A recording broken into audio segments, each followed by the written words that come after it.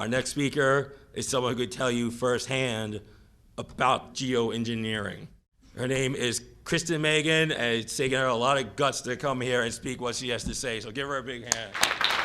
This presentation has been brought to you by Gigi Bowman for State Senate and Oath Keepers.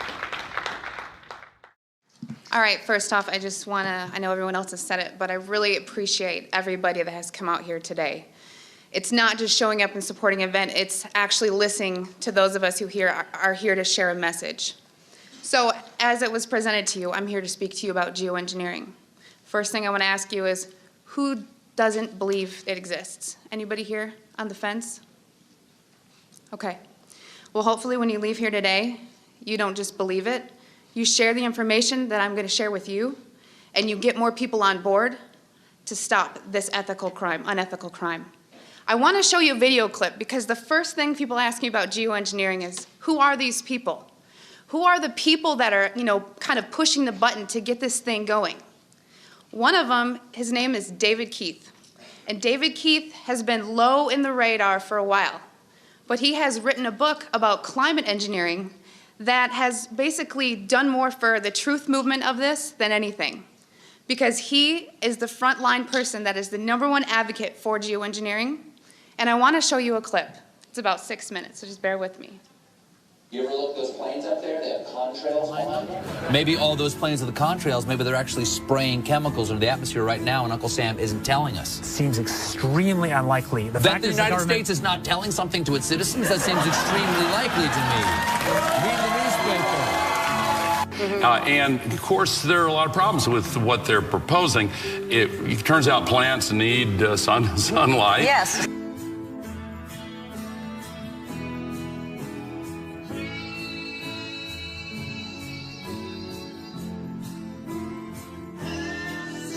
Have you gotten some grief for suggesting this? Sure. I mean, this is like writing a book that's the case for leprosy. Well, first of all, let me ask you this question, because there's a rumor, I don't know if this is true or not, that some scientists are trying to figure out a way to block the sun to try to slow down global warming.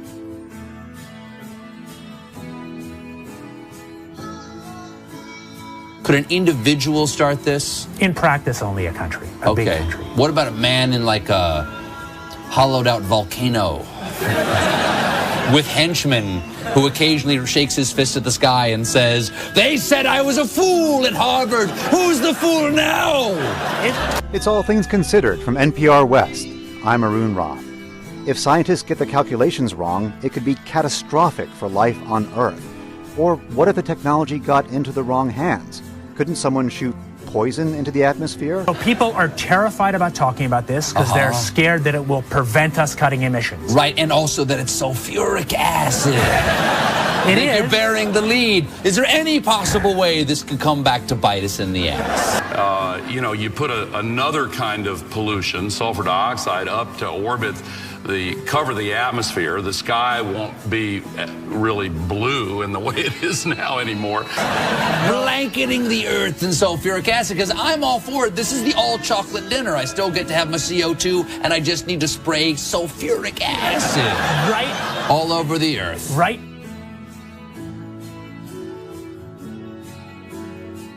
But we put 50 million tons of sulfuric acid in the air now as pollution, and it kills 1 million people a year worldwide. Okay, and that's good or bad? It's terrible. But it'll be better if we put more in. So if it kills 1 million people and we're only doing 1% more, we're just killing 10,000 more people. You can do math. So killing people is not the objective here. Killing people, not the objective. I just wanted to be clear. Because some very mainstream scientists are saying that the climate change situation is so bad that saving life as we know it might require something radical, like shooting chemicals into the stratosphere to reflect sunlight.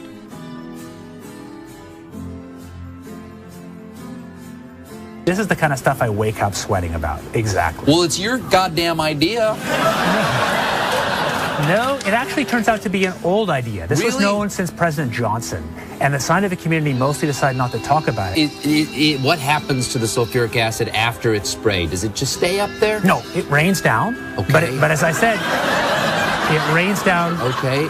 It's a tiny addition. Okay. And you'd put, say, 20,000 tons of sulfuric acid into the stratosphere every year, and each year you have to put a little more, and this doesn't, in the long run, mean that you can forget about cutting emissions. We will need to rein in emissions. We'll get to it eventually, yeah. But it does. But in the meantime, we're shrouding the earth in sulfuric acid. So it is that you could actually spray sulfuric acid in the stratosphere 20 kilometers over our head and use that to stop the planet warming up in a kind of ugly tech fix. You could spray something into the atmosphere to change. Spray pollution into the atmosphere to stop it warming. So in the end, pollution saved them all. We owe pollution. We owe acid rain an apology, is what you're saying. It would be a totally imperfect technical fix. Okay. It would have risks. It wouldn't get us out of the long-run need to stop polluting, but it might actually save people and be useful. The sky won't be really blue in the way it is now anymore. The chemtrails are being used in conjunction with HAARP. By spraying metal oxides into the air above enemy skies, then directing ELF waves from HAARP to heat those metal oxides, the temperature of the sky is raised to more than 100 degrees Fahrenheit, preventing the accumulation of water vapor that would otherwise form clouds and produce rainfall. So I wanted you to see that video because I wanted you to have a face for somebody who's actually out there violating the ethics of their job to promote geoengineering. I'm going to talk about geoengineering, but I want to share a story with you. Every time I'm asked to speak, I public speak for a living. I'll go into that, but I don't get nervous to speak to you. What I get nervous about is not getting emotional telling you my story. Because in 2002, shortly after 9/11, like a lot of military veterans, I raised my right hand and I took an oath to the Constitution to hopefully do something meaningful with my life. 19 years old, unsure what I wanted to do. So I enlisted in the U.S. Air Force. My job in the U.S. Air Force was working in bioenvironmental engineering. So what bioenvironmental engineering is in the Air Force is equivalent to that of the OSHA and the EPA, if you're familiar with that. So we were an embedded liaison to make sure that we were tracking all of the aspects and impacts of the military, meaning what is the military doing and how is it impacting the environment, because we were accountable for that. Being government, we did not get any special treatment. We just couldn't be fined being another federal agency. EPA can, but not OSHA. So from the health side, it was knowing what you do in the Air Force. What does your job entail that is hazardous to your health? And I'm going to give you an example. Let's say that you were an aircraft painter, you were a mechanic. My job would go out to make sure I knew everything that you did, what you were exposed to, and how to mitigate and engineer out those hazards. Because we needed to, one, it's your legal right to be working in a safe and healthful work environment. So throughout 9 years, I worked as an industrial hygienist and an environmental specialist. There's two bases I was at that are called air logistics centers. What does that mean? It's not like a fighter wing, it's not really fun and amazing. What they did is they took aircraft that around every 10 to 15 years, they were required to be dismantled down to the last screw. So that meant every single industrial process you can think about, checking the metal integrity, making sure everything's good to go, or sometimes overhauling equipment. Part of my job in tracking the health hazards was to look at any time someone wanted to buy a chemical, any type of chemical. It was ordered through a system, and in that system, I had to go in there and say, the country we're in, we're not allowed to use this. We need to substitute it out with something a little less hazardous, while also maintaining the integrity for a technical order, meaning for that process, it says you must use, xylene or toluene to do this process. Well, I have to kind of fast forward. I want to say around 2006, I started kind of opening my eyes to how the military wasn't really what I thought it was. And people approached me knowing what I did for a living and said, have you ever heard of chemtrails? Well, I hadn't. And that sparked my interest. So I went online and I looked at chemtrails. I saw a lot of, debunking, a lot of sites that were just kind of calling it a conspiracy theory. And I thought, well, geez, this is what I do for a living. Preventive health, making sure that people are not getting sick, especially in the workplace, and by things that we're doing that can affect, human health in the environment.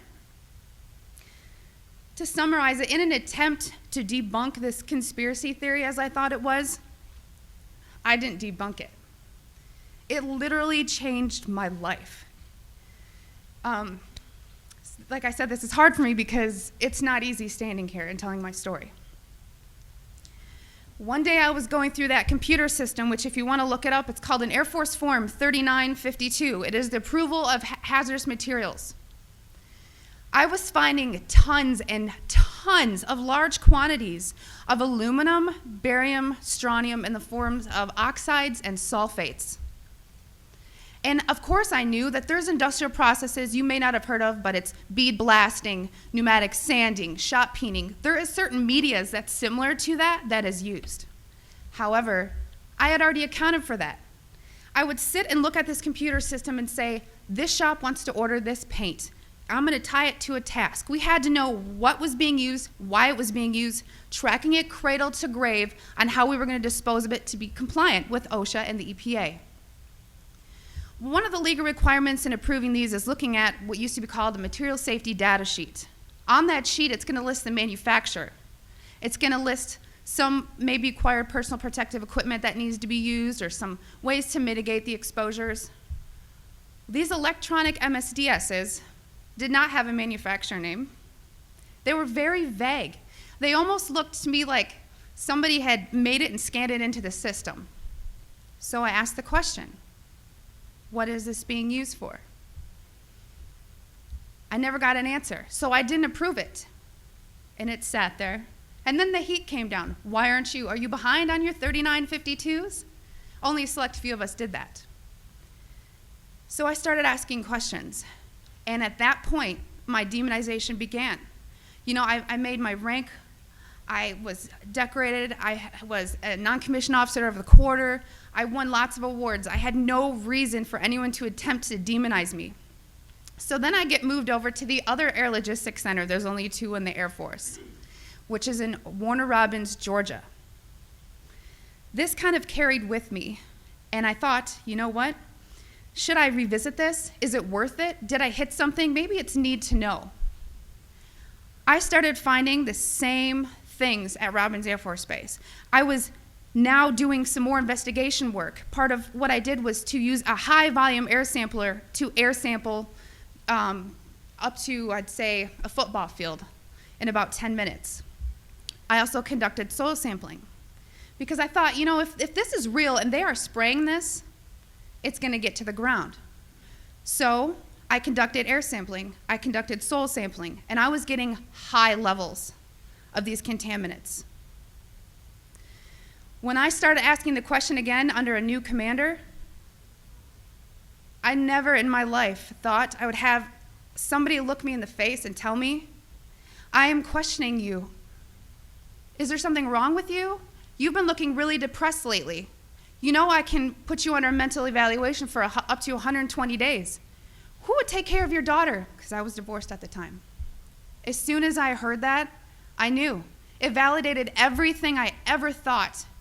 And I thought, I've spent 9 years of my life trying to protect human health, and here we are violating law after law after law.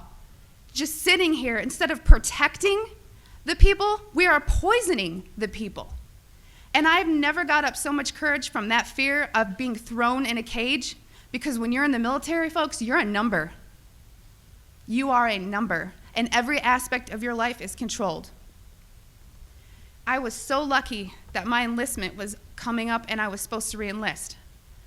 I ran and did not look back, and I have been blowing the whistle and shouting ever since. And I left October 27th, 2010.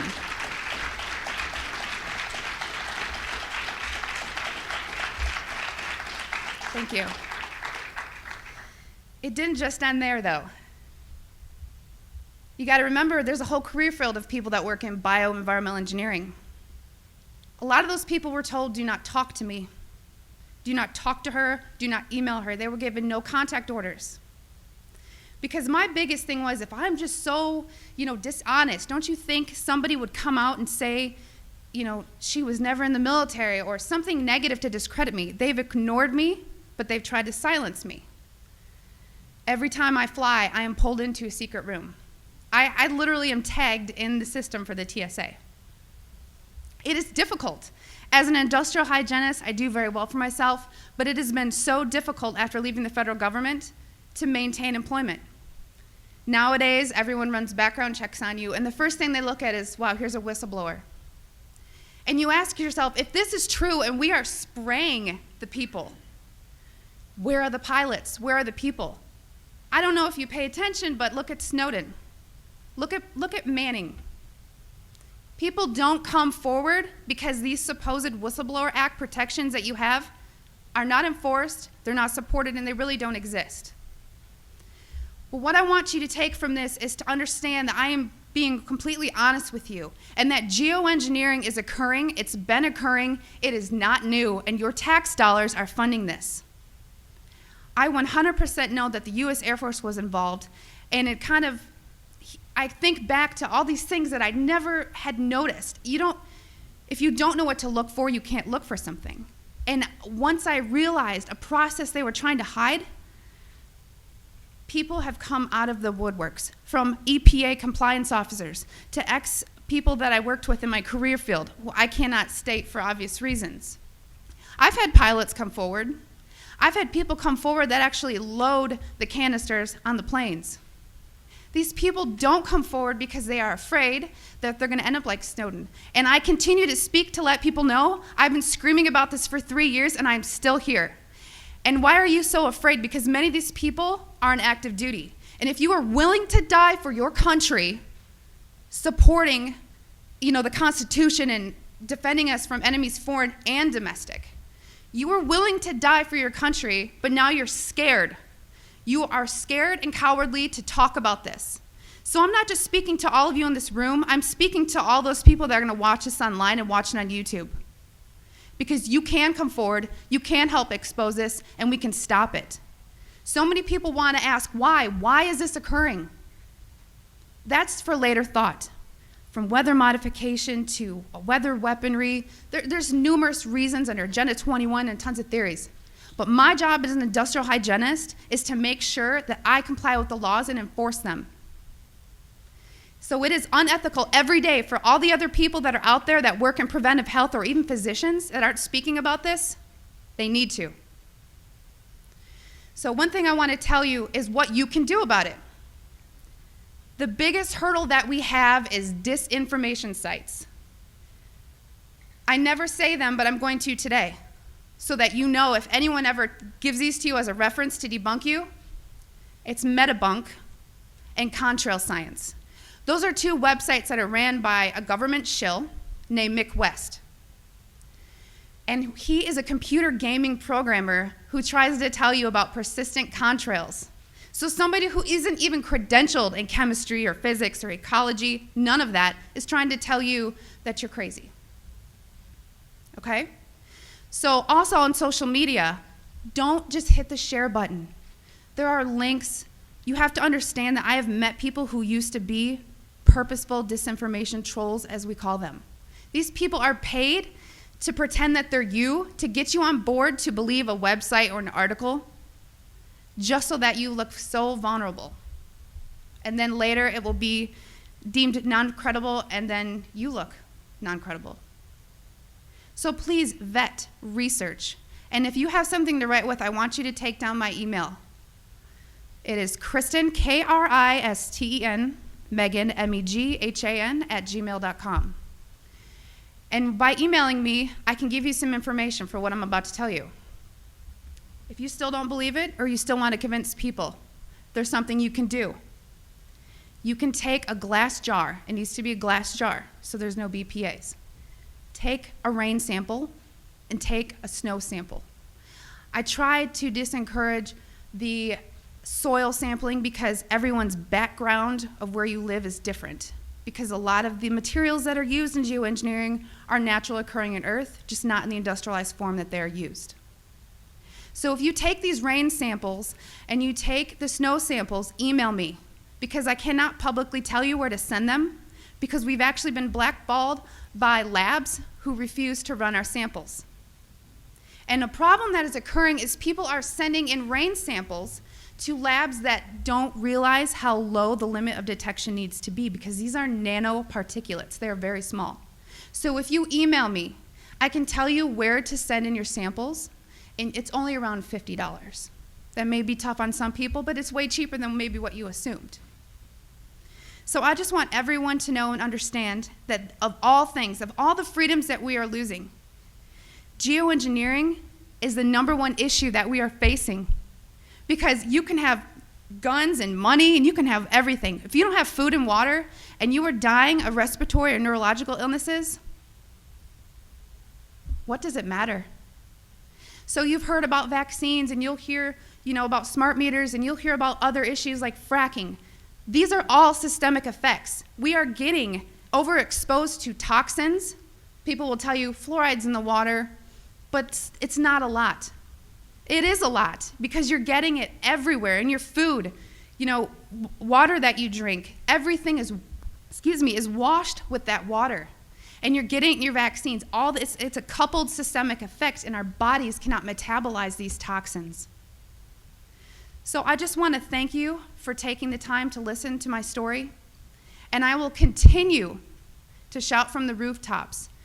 I don't care how many jobs I lose. I don't care how many friends or family I lose, because I took an oath. And in 9 years, I was not able to honor that oath, but I am today.